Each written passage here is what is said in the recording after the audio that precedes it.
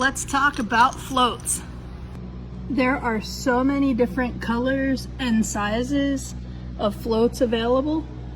So I'm gonna break down each one. I'm gonna start with this one because it's probably one you're never gonna use for catfish, but there's a reason. Stay with me. So this kind here, you might use this for bait fishing, right? So this little guy has got a slot in it, so you can take it off of your line if you don't want to be using it, right? Some of the other ones I show you won't have slots, but this one does. So you're gonna put this on your line. Once it's on wherever you want it, you're gonna just stick this peg in that top hole, push it down a little bit, that'll snug it up, and you've got your bobber, okay?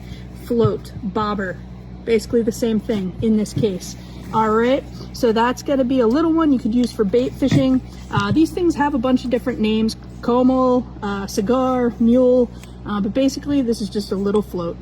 So then we're gonna move on to these guys, these big cigar floats, 2, 2.5, 3 inch, not slotted, all right? So once you put this on your line, you're committed. So when you're building your leader, you're gonna put this on there. You are now committed to having this on there. The only way to get it off there is to cut your leader. I'm pretty much willing to commit, right? So I put this on there, I leave it there.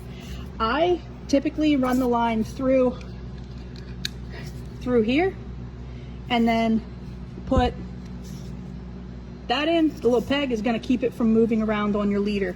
If you wanted this to move around, if you wanted to use this in a slip float sense, you could actually use bobber stops on your leader line.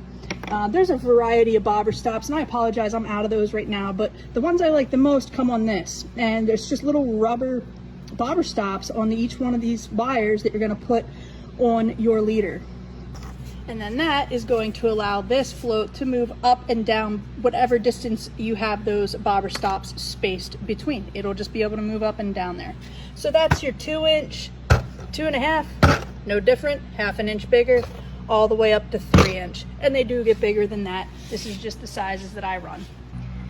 And then rattles are going to be a different video, but this one's kind of neat because this is a float and rattle combo, okay? So for you bass fishermen out there, this probably resembles a topwater lure, which yes, it sure does. But these are made by Demon Dragon, and they have a bunch of different models and colors. Look, this, oh, the trout ones kind of match my fingernails. Hey. Anyhow, yes, so these are a float rattle combo. But here's what I'm gonna show you. See these little leads? I put a 1/2 ounce sinker on each one of these. I wanna show you something because a lot of people probably don't realize that these, even though they're bigger than that 3 inch float, do not have the same buoyancy, all right? So when you're thinking about that bottom presentation and where you want that bait suspended, this is something you wanna keep in mind. So let's do a little test. All right, so this is our 2 inch with a 1/2 ounce. This is our 2.5 with a 1/2 ounce. This is our 3 with a 1/2 ounce. So you see that 3 inch is going to float that. Now, of course, I don't know how much your bait weighs. It probably weighs more than that. This is just for demo purposes, so bear with me. Now we're gonna take the Demon Dragon, which is actually bigger than the 3 inch cigar float. We're gonna put this in here. All right, so even though it's bigger, it is not going to provide as much buoyancy as that guy will. Is that a bad thing?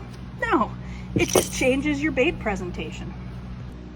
All right, you guys, I'm gonna stop there with float talk, and I'm gonna move on to the next topic, which is going to be swivels and the different varieties and sizing, all right? So I hope you learned something about floats. I hope that can help you out there. If you have any questions, put it in the comments. Thanks.